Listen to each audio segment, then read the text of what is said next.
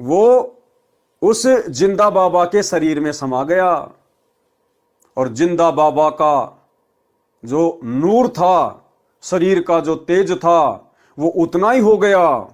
एक रोमकूप में यानी एक बाल में 1 करोड़ चंद्रमा, 1 करोड़ सूरज, इससे भी कहीं ज्यादा मिली जुली रोशनी, और वो चंवर अपने आप हो रहा है, अपने आप।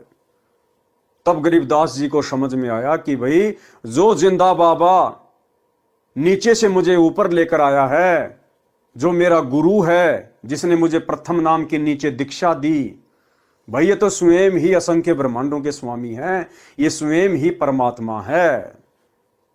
और उसके बाद में फिर जिंदा बाबा ने गरीबदास जी को क्या बताया।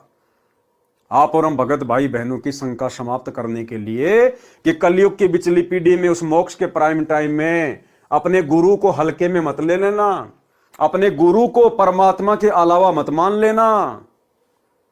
कबीरा ते नर अंध हैं जो गुरु को कहते, और हरि के रूठे ठोर है, गुरु रूठे नहीं ठोर।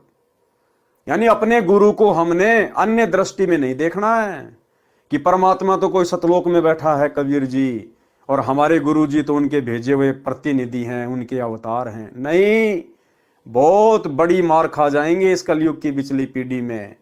हर युग में हम केवल यही तो एक गलती करते आ रहे हैं, आज उसी गलती को हमने सुधारना है। कौन सी गलती? आज से पहले हमने कभी भी गुरु रूप में आए हुए कबीर परमात्मा को परमात्मा नहीं माना, हमने केवल उनको अपना गुरु ही माना और भगवान मानते रहे, ब्रह्मा विष्णु महेश को, अन्य शक्तियों को, जिनको भी हम पहले पूजा करते थे। और ये गलती वर्तमान में भाई और बहनों आप और हमने करने से बचनी है।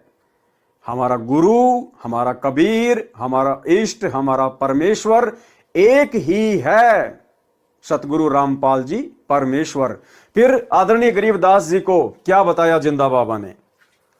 कुछ ही क्षणों में परमेश्वर बोले, हे गरीबदास, मैं असंख्य ब्रह्मांडों का स्वामी हूं, मैंने ही सर्व ब्रह्मांडों की रचना की है, सर्व आत्माओं को वचन से मैंने ही रचा है, 5 तत्व तथा सर्व पदार्थ भी मैंने ही रचे हैं, क्षर पुरुष यानी ब्रह्म तथा अक्षर पुरुष वह उनके लोकों को भी मैंने उत्पन्न किया है, इनको इनके तप के बदले में सर्व ब्रह्मांडों का राज्य मैंने ही प्रदान किया है।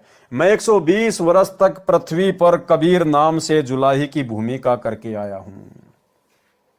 तब गरीबदास जी को समझ में आया कि भाई ये तो खाली गुरु नहीं, ये तो सब कुछ है। गुरु भी यही, सतगुरु भी यही, और सत्य पुरुष भी यही। और वर्तमान में भाई और बहनों आप और हमें कैसे विश्वास हो? विश्वास तो देखो हमने ज्ञान से करना पड़ेगा। बाकी हमारे विश्वास को और अधिक दृढ़ करने के लिए बहुत सारे भगत भाई बहनों के इंटरव्यू हैं, जिनको सतगुरु रामपाल जी परमेश्वर सतलोक लेकर गए, उनकी आत्मा को शरीर से निकाल कर लेके गए। जैसे गरीबदास जी की आत्मा को परमात्मा लेकर गए थे, इसी प्रकार असंख्य भक्तों को सतगुरु रामपाल जी परमेश्वर उसी विधि से सतलोक लेकर गए, हमें विश्वास दिलाने के लिए। कुछ एक इंटरव्यू हैं जो दास आपको दिखा देता है, और ये इंटरव्यू देखने के बाद में आप भगत भाई बहनों को भली भांति समझ में आ जाना चाहिए कि वर्तमान में हम उस दाढ़ी मूछ वाली कबीर जी की फोटो को कबीर जी मानकर जो पूज रहे हैं, अपने घर पर उस फोटो को सजा के रखे हैं, दरबार में लगा के रखे हैं, जून के महीने में हम उस फोटो का कबीर प्रकट दिवस मना रहे हैं, हम कितनी बड़ी भूल कर रहे हैं। हम अपने गुरु को कबीर क्यों नहीं मान पा रहे? तो ये 2-3 इंटरव्यू छोटे छोटे हैं, जैसे ही आप इनको सुनोगे हो सकता है आपको विश्वास हो जाए।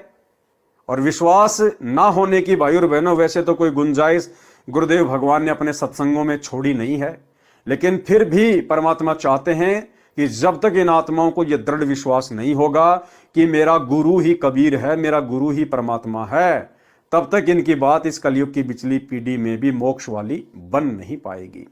तो भाई और बहनों अब मौका ना चूकिए, ना तो गुरुदेव ने कोई कमी छोड़ी है और ना ही भगत भाई बहनों के इंटरव्यू के माध्यम से परमात्मा ने कोई कमी रखवाई है। सुनिए इंटरव्यू। उतार है। एक दिन मैंने खुद को ही प्रश्न पूछा, तो चलो एक बार टेस्ट करके देखते हैं कि सच में संत रामपाल जी कबीर साहब क्या उतार है क्या। तो सितंबर 20 2020 में संत रामपाल जी महाराज मेरे सामने प्रकट हुए रात को 3:30 बजे और मेरा हाथ पकड़ के मुझे बोला, बेटा तू चल मेरे साथ। तो सतलोक लेके गए और सतलोक में उन्होंने दिखाया कि देख ले, मैं सिंहासन पे बैठा हुआ वो मैं ही हूँ और जो मैं धरती पर हूँ वो भी मैं ही हूँ। तो तेरी शंका अब दूर हो गई है, तू मुझे पहचान ले बेटा, ये भक्ति मत छोड़। और ये मैं साक्षात परमात्मा ने दर्शन दे के मुझे बताया कि मैं खुद ही कबीर आया हूँ।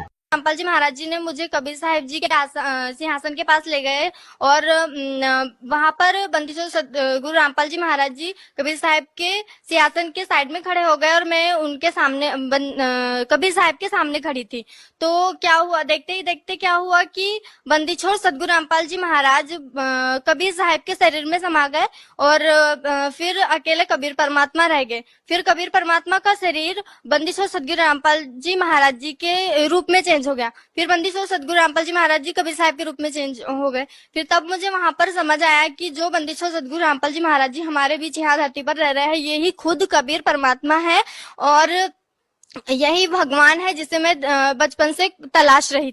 तो भाई और बहनों, वीडियो आपने देखा और वीडियो देखकर आप लोगों ने विचार करना चाहिए, गुरुदेव के ज्ञान को आधार बनाकर चिंतन मनन करना चाहिए कि अभी भी यदि हम उस कागज के टुकड़े कबीर जी वाली मुर्दा फोटो को कबीर जी मानकर पूज रहे हैं तो हम इस कलयुग की बिचली पीढ़ी में भी कितना बड़ा धोखा खा रहे हैं।